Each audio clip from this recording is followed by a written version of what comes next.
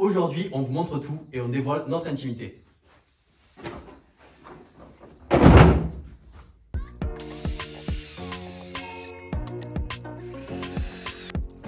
Salut à tous, c'est Kevin et Thomas pour le blog Bois Feuille Ciseaux. Aujourd'hui, on va vous dévoiler notre caisse à outils, celle qui nous suit quasiment tous les jours. Alors, désolé pour ceux qui pensaient qu'on allait vraiment se mettre tout nu. Non, on va plutôt parler d'outillage. Avant de vous dévoiler l'intérieur de la caisse, on va vous parler bien sûr de la caisse à outils en elle-même. Donc pourquoi on a choisi cette caisse-là? Alors, on a opté depuis pas très longtemps, puisqu'on avait d'autres caisses à outils jusqu'à présent. On a changé pour ces caisses Festool, qui ont plusieurs avantages. Tout d'abord, elles sont plus petites. C'est vrai que c'est plus pratique à déplacer sur chantier. Ouais, ça nous a obligé d'enlever certains outils un peu lourds qui ne nous servaient pas tout le temps. Ça présente également l'avantage d'être facilement empilables donc entre elles. Voilà, on peut très bien les prendre comme ceci. Voilà. Et on peut également donc additionner tout ça au cisternaire de chez Makita, au cisternaire Festool. On a quelques caisses Thanos également. Voilà. Voilà, c'est hyper simple, on tourne et elles se prennent. Mais ça traîne certains poils là. Donc voilà, pour le rangement du camion et le transport sur chantier, c'est beaucoup plus facile. Donc on a plutôt opté pour ces caisses Festool. Et l'avantage c'est ça, c'est que c'est en plastique et c'est léger.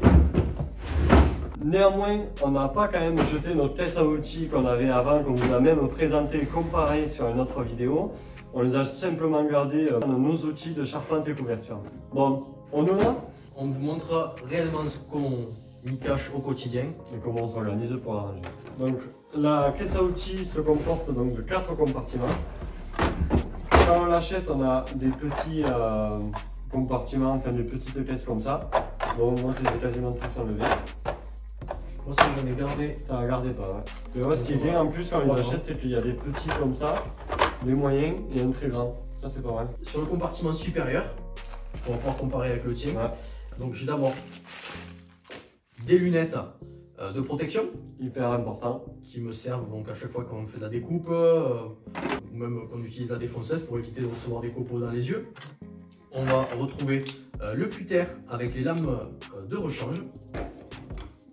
Et après donc j'aurai le porte-mine que j'utilise au quotidien qui est vraiment super bien. Ouais, moi aussi. On a racheté plusieurs, ouais, on a acheté comme ça pas de jaloux. Le porte-mine Lyra avec les mines de rechange. J'ai également un marqueur et un stylo. J'ai également mis sur l'étage supérieur, puisqu'on est donc sur la partie marquage, j'ai 2 grands crayons de menuisier. 1 mètre. Là, ici, j'y ai calé quelques clés à laine qu'on utilise donc, pour changer soit les lames de notre circulaire. On l'utilise également pour changer les lames du multitool. On l'utilise pour plein de choses, même sur chantier, quand il y a des clés à laine, on les utilise de toute façon.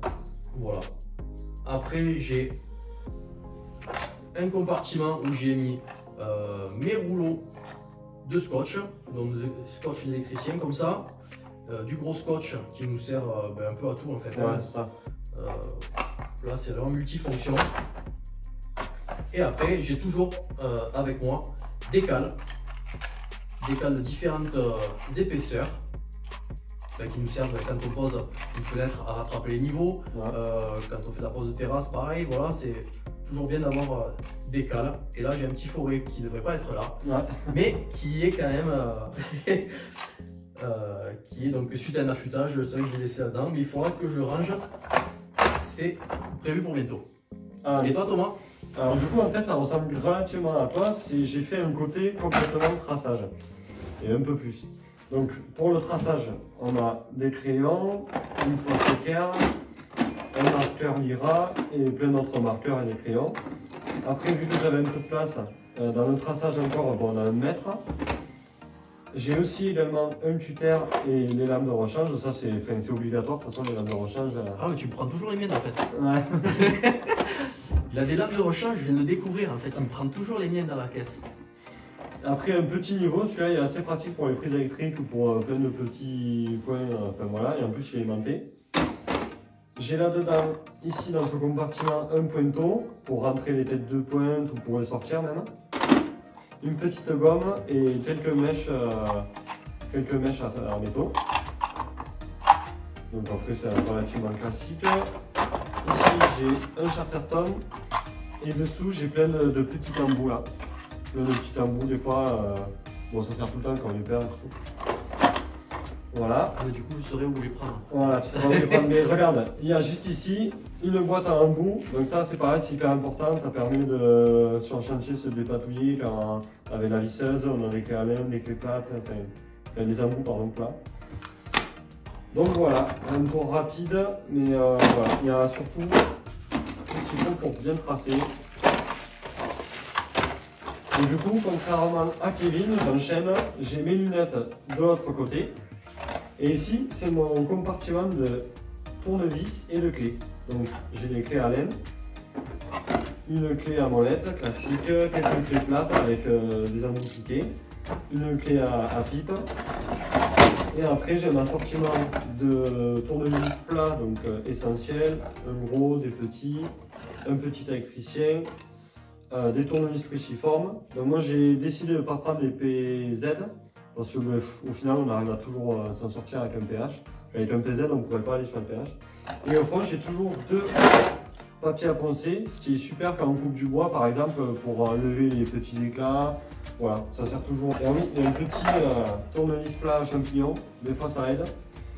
Donc moi, j'avais ma partie clé, toi, t'as ta partie, t'as quoi dessus? Alors, moi de l'autre côté, ben, j'ai un petit calepin dans lequel ben, on marque les listes de courses. Alors il n'y aura pas du beurre ou du lait, non, c'est pour des vis, pour les matériaux qu'on doit aller récupérer. Des lames d'écuteur quand je vais lui prendre. J'ai mon réglé, voilà, comme ça je peux facilement, je sais qu'il est sur le dessus, je le retrouve facilement. Ensuite ben, j'ai tout un assortiment de tournevis également, comme toi. Vous pouvez voir que j'ai également quelques clés, j'en ai 5, celles qu'on utilise le plus souvent. Ouais, c'est ça. De 10 à 14 je crois. Ouais c'est ça, 10 à 14. Après, ouais. Le 8 peut-être hein? Non, j'ai que. Ça commence sur 10, après moi j'ai la clé à molette. Oui, c'est ça. Voilà. Donc les molettes, et même dans notre fourgon, on a toujours la grosse mallette avec des clés à douille, on a pas mal de trucs, donc ça sert à rien de se charger. Après j'ai mon tournevis qui ne sert pas de tournevis finalement, qui sert à tout sauf à... C'est exactement ça, c'est comme celui-là. Voilà, celui-là il sert à être frappé en fait. Hein. Celui-là, je m'en sers jamais sans un marteau. C'est mon tournevis pour démonter, donc voilà, celui-là je le frappe au quotidien. D'ailleurs il a le dessus en métal, donc il ne crée pas grand chose. Même pour faire le levier, des fois là, si on doit lever une pièce, vous savez qu'un gros tournevis, ça sert à tout, sauf pour le tournevis. Après, contrairement à toi, j'ai ça en plus. C'est un petit... c'est pas un tournevis finalement, c'est un porte-embout, donc sur lequel je vais pouvoir mettre tout type d'embout. Les embouts qui viennent piquer. Voilà. Donc voilà, quand on n'a pas le tournevis adapté, je sais que j'ai mon porte-embout comme ça. Et donc à l'aide d'embouts qu'on a soit dans la caisse de la visseuse, soit dans la caisse de Thomas, je vais pouvoir compléter. Et j'ai cette petite rallonge aussi que j'utilise soit sur la visseuse, soit sur le tournevis porte-embout, qui me permet des fois d'accéder à des endroits un peu exigus. Un peu, vous voyez, en tordant comme ceci, là, on peut arriver à les visser et à accéder à des endroits qu'on n'aurait pas accès en temps normal. C'est vrai que c'est pas mal ça, ouais. C'est un bon outil. C'est pas un renvoi d'angle, mais bon, voilà, ça fait un peu ça nous sert de rallonge et voilà, comme je vous dis, de petit renvoi d'angle. Tu fais un peu la transition parce que moi, il me semble que j'en ai un renvoi d'angle. Et au moins, du coup, en fait, ce qui est bien avec Kevin, c'est qu'on se complète au niveau des caisses. Hop là, moi j'en ai un renvoi d'angle. Ah, bah je vais le prendre de suite après. Voilà, en dessous de ça, j'ai mis le marteau. Alors ça, c'est pas un marteau de rigolo. Hein. Celui-là, je peux vous dire que je l'ai pris sur le doigt. Une fois. Vous le prenez sur le doigt une fois, et après, vous ouvrez les deux yeux quand vous frappez. Donc voilà, j'ai le marteau qui va bien. J'ai un petit maillet en caoutchouc, donc ça c'est pour les assemblages. Voilà, quand on ne veut pas marquer donc la surface. Ouais, ou même pour les habillages de fenêtres et tout ça. C'est vrai. La fausse équerre. que j'ai dans le fond. J'ai également 2 ciseaux à bois. Alors, c'est des ciseaux en fait qui servent pareil un peu à tout sur chantier, donc ce ne sont pas les mieux affûtés du monde. Mais voilà, quand il y a des petites retouches à faire, des petits ajustements, voilà, je sais que j'ai 2 petits ciseaux et une lime à faire. Voilà, pareil, quand on est des fois on a besoin de... Mais mine de rien, moi j'ai pas pensé à la mettre au début et on s'en sert quand même assez souvent. Voilà, il y a des petits ajustements à faire sur une serrure ou quoi, mais voilà, on a ça, ça nous dépanne pas mal. Je continue du coup parce que j'ai parlé de mes marteaux, mais en fait j'en ai un troisième. Donc j'ai le maillet et le gros marteau. J'ai un petit marteau. Celui-là, bon, je sais pas, peut-être que je pourrais faire ça, mais bon, c'est vrai que des fois quand vous voulez enfoncer un petit coup, ben voilà, le gros, il frappe fort, il frappe trop fort. Même. Donc voilà, j'ai le petit qui complète. Toi, je sais que ben, tu me montreras, mais t'en as un qui est entre deux. Entre deux, finalement. J'ai une paire de gants. Important. Et après, dans le fond, voilà, j'ai toutes mes pinces. Donc j'ai une tenaille, j'ai une pince étau comme ça quand il faut tenir une pièce bien fermement. Pince multiprise. Également la clé à molette, la pince coupante. Voilà, là c'est l'étage des pinces. Et toi Thomas? Allez, du coup, j'ai un peu comme toi un côté pince. Donc ce côté-là, donc les pinces classiques comme tu viens de le dire, les pinces multiprises, tout un tas de pinces. J'ai donc Laurent Madame qui est avec, vu qu'on l'utilise pas souvent, j'aime bien qu'il reste au fond. Là une petite pince pour couper, le métal correctement, pour couper par exemple du PVC. Et encore une pince coupante. Et j'ai toujours aussi au fond de ma caisse des cales, comme toi Kevin, qui nous servent tout le temps pour faire des choses. Comme tu vois. Donc ça c'était mon côté pince. Et de l'autre côté j'ai pris le côté un petit peu marteau, un petit peu comme toi. Donc j'ai un maillet, un marteau, donc c'est un 30 mm, toi c'est un 35 qui me semble. C'est un 35 ouais. Donc c'est vrai que lui il est vraiment entre les deux. Et si un jour on a vraiment tapé fort, on a une massette d'un fourgon. Ouais, ou alors il prend le mien. Ou on prend le sien, ou sinon on a même des marteaux de charpentier couvreur qui envoient pas mal. Encore des cales. J'ai une petite scie en métaux qui permet vraiment d'aller dans les recoins, on peut la dévisser et voilà, enfin, c'est pas mal pour aller dans les recoins mais on s'en sert pas tout le temps. Donc si après on en a une autre, voilà, on a une plus grosse, après sinon c'est disqueuse ou multitool. Un petit ébauchoir, donc ça c'est un ciseau à bois de charpentier. Pareil, c'est pas le plus affûté.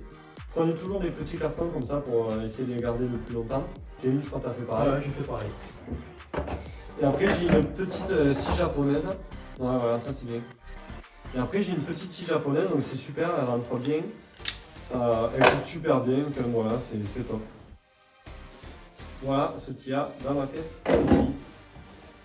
Alors l'avantage, comme vous disait Thomas, c'est qu'on a 2 caisses à outils, donc on va retrouver donc des similitudes, ouais, mais qui se complètent également.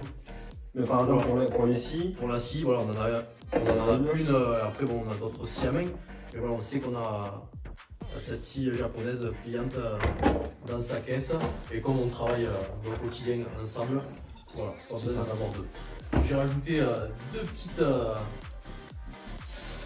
deux petites sangles scratch comme ça, et je viens de fixer en fait mon niveau dessus. Quand on arrive sur chantier, qu'on a des étages à monter, plutôt que de porter le niveau d'une main, hop, je vais le caler ici. Je vais le fixer, le mettre là, et moi je peux prendre ma caisse avec la pile de caisse dessous et le niveau est fixé dessus. Non, c'est bien, c'est top ça. Du coup, voilà, vous avez pu voir un peu ce qu'on avait dans nos caisses à outils. Donc, si vous avez autre chose, n'hésitez pas à nous le mettre dans les commentaires. Ça nous fera toujours plaisir de voir un peu comment vous organisez. Merci d'avoir regardé cette vidéo. On se retrouve dès demain. On va parler d'outils plus gros. Donc, soyez au rendez-vous.